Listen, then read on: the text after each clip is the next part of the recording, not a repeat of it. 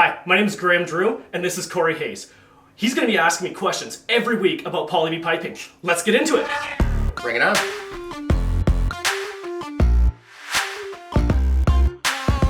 Hi, I'm expert plumber Graham Drew with Urban Piping.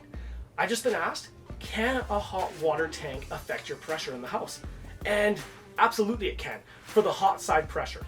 As hot water tanks get older, if you don't have something like a hot water softener or a filtration system, you will get calcium and lime buildup. It'll typically happen on the hot water tank outlet, and you can access it. This one's actually just being changed right now, but when you take off this union, you'll see that this is all gummed up with rust and calcium and lime buildup. Now, that will definitely reduce the hot water pressure, and you can definitely tell if your hot water tank needs to be replaced by turning on the hot and cold on your faucets and seeing the volume difference.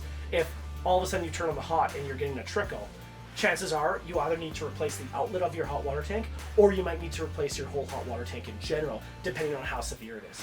Now, if you're having low pressure or volume issues in your hot water system in your house, I recommend calling a professional plumbing company, someone like Urban Piping, to come out, double check everything, and diagnose it. It might be something as simple as changing the outlet, or we might have to go drastically changing the entire hot water tank.